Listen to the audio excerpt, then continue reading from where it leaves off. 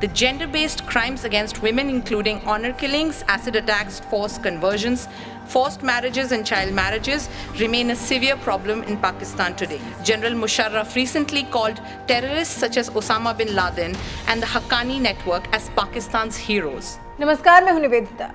पाकिस्तान का दोहरा चरित्र अब तो सबके सामने है। सबने पाकिस्तान की दोहरी नीति को देखा है और समझा भी है, लेकिन फिर भी ढीठ पाकिस्तान भारत के खिलाफ अपनी नीतियां, रणनीतियां आजमाने से बाज नहीं आता। अब जैसे तैसे पाकिस्तान भारत के कश्मीर मुद्दे पर शांत हुआ, तो अब उसे 9 नवंबर को अयोध्या में आए राम मंदिर पर फैसले वाला मुद्दा मिल गया। अब पाकिस्तान को भारत के आंतरिक मामलों में इतनी दिलचस्पी क्यों है, ये तो पाकिस्तान को ही पता होगा, क्योंकि पाकिस्तान के लिए तो उसके अपने देश में इतनी परेशानियां हैं, लेकिन ध्यान तो उसका पूरा भारत की गतिविधियों पर है। तभी तो पाकिस्तान ने इस बार संयुक्त राष्ट्र की संस्था यूनेस्को में अयोध्या का मसला उठा दिया, जिस पर भारत ने भी पाकिस्तान का कच्चा चिट्ठा सभी के सामने खोलकर रख दिया।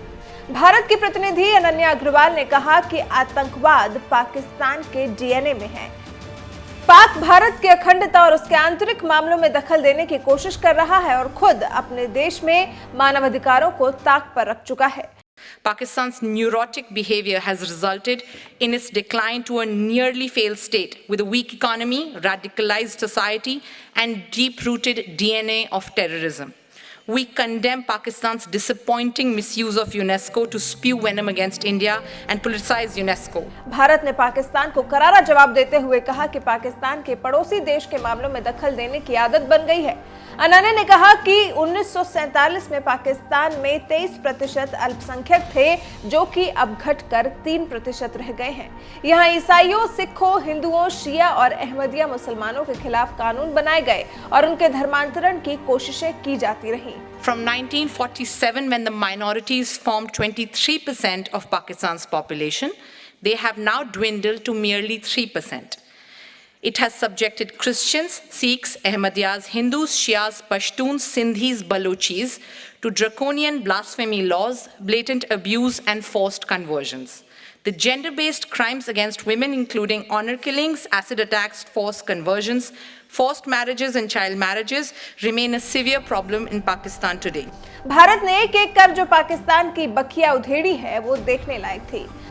अनन्या फिर यहीं तक नहीं रुकी, वो तो पाकिस्तान के पूर्व राष्ट्रपति परवेज मुशर्रफ तक पहुंच गई। उन्होंने कहा कि मुशर्रफ ने ओसामा बिन लादेन और हक्कानी आतंकियों को पाकिस्तान का हीरो बताया। Would this gathering believe if I told them that one of Pakistan's former presidents, General Musharraf, recently called terrorists such as Osama bin Laden and the Haqqani network as Pakistan's heroes? Pakistan is home to all shades of darkness, from dark extremist ideologies, darker powers of radicalization, radicalized behavior, to the darkest manifestations of terrorism. Pakistan बुराइयों का घर है, जहां रूढ़िवादिता और कट्टरपंथ भरा पड़ा है। अनन्या के मुताबिक भारत एक फेल्ड स्टेट है, जहां आतंकवाद अपनी जड़ें फैला चुका है। बता दें कि भारत ने पाकिस्तान को अयोध्या का मामला उठाने के लिए एक दिन पहले भी लताड़ लगाई थी। भारत ने कहा था कि भारत की सुप्रीम कोर्ट की तरफ से अयोध्या मामले में दिए गए फैसले पर पाकिस्तान ने अनुचित टिप्पणियां की हैं, जो कि एक संप्रभु राष्ट्र का अपमान है। ये हमारा आंतरिक मामला है और किसी भी देश को इसमें हस्तक्षेप करने का कोई अधिकार नहीं है। अब भारत पाकिस्तान को इतनी बार तो सबक सिखा चुका है कि वो भारत के आंतरिक मामलों को उठाना बंद कर दे, उसमें दखल ना दे, लेकिन पाकिस्तान कहाँ मानने वाला है। उसका पूरा ध्यान तो सिर्फ और सिर्फ भारत और भारतीय गतिविधियों पर ही रखा है। भारत को सही और गलत का पाठ पढ़ाने वाला पाकिस्तान पता नहीं अपने गिरेबान में झांक कर कब देखेगा, क्योंकि उसे और उसके प्रधानमंत्री को अपने अंदर तो कमियां दिखाई ही नहीं देती। खैर, आप पाक के इस रवैये पर क्या कहना चाहेंगे, हमें कमेंट करके जरूर बताएं। Thank you, Mr. President. I take the floor once again to condemn and reject the fabricated falsehoods peddled by Pakistan in a statement and reiterate India's sovereignty and territorial integrity over the Union territories of Jammu and Kashmir and Ladakh. Pakistan's tiresome tale is a fake attempt overflowing with hypocrisy to hide its own pathetic and pitiable record as a nation, including its own treatment of minorities, spread of hate speech, and glorification of terrorism. And here are some facts. From 1947, when the minorities formed 23% of Pakistan's population, They have now dwindled to merely 3%. It has subjected Christians, Sikhs, Ahmadiyas, Hindus, Shias, Pashtuns, Sindhis, Balochis to draconian blasphemy laws, blatant abuse, and forced conversions. The gender-based crimes against women, including honor killings, acid attacks, forced conversions, forced marriages, and child marriages, remain a severe problem in Pakistan today. Mr. President, it is a country whose leadership uses a UN platform to openly preach nuclear war and issue call to arms against other nations. Would this gathering believe if I told them that one of Pakistan's former presidents, General Musharraf, recently called terrorists such as Osama bin Laden and the Haqqani network as Pakistan's heroes?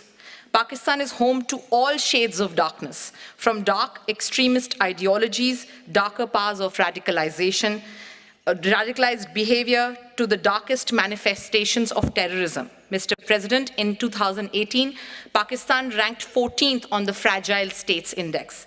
Pakistan's neurotic behavior has resulted in its decline to a nearly failed state, with a weak economy, radicalized society, and deep-rooted DNA of terrorism.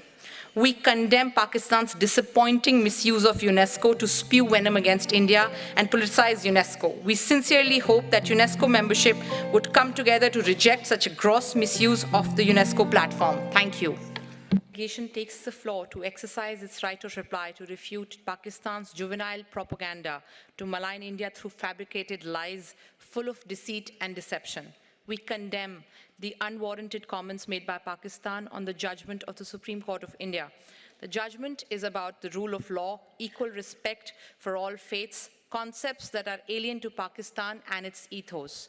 So while Pakistan's lack of comprehension is not surprising, their pathological compulsion to comment on our internal affairs with the obvious intent of spreading hatred is condemnable. Mr. President, the Union Territories of Jammu and Kashmir and Ladakh have always been, are, and shall always be an integral part of India. And this includes the territory that is currently under the illegal and forcible occupation of Pakistan. UNESCO's membership is well aware of its constitution, which states that, with a view to preserving the independence, integrity, and fruitful diversity of the cultures and educational systems of the member states of the organization is prohibited from intervening in matters which are essentially within their domestic jurisdiction. Sadly, in flagrant violation of UNESCO's constitution, its ethos, mandate, and practices, Pakistan's intervention did precisely that. Pakistan's intervention is an interference in India's internal affairs. It is unacceptable and we reject it. Mr. President, for us, the most important fundamental right is that of right to life. Globally, the single largest threat is this right is from terrorism. Tragically, the reality facing us is that Pakistan is the world's largest producer and exporter of this evil. The next speaker is His Excellency Mr. Shavkat Mahmood, Minister of Federal Education and Professional Training of Pakistan.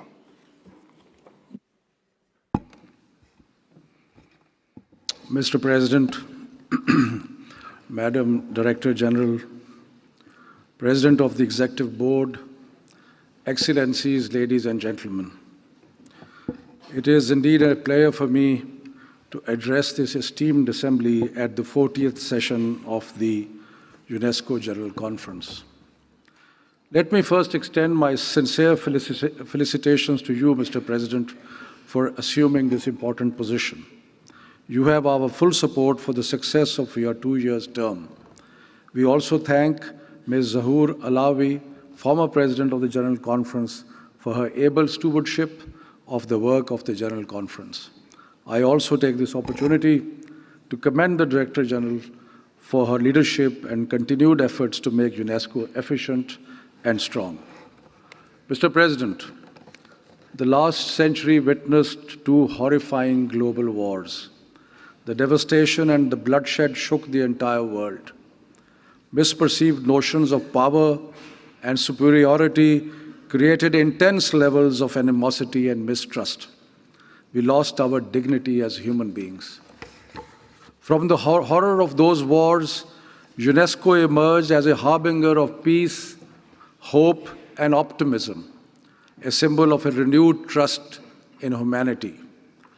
Fully aware of the underlying reasons which led to those wars, our founding fathers rightly noted in the UNESCO Constitution that a peace based exclusively upon the political and economic arrangements of governments would not be sincere and lasting.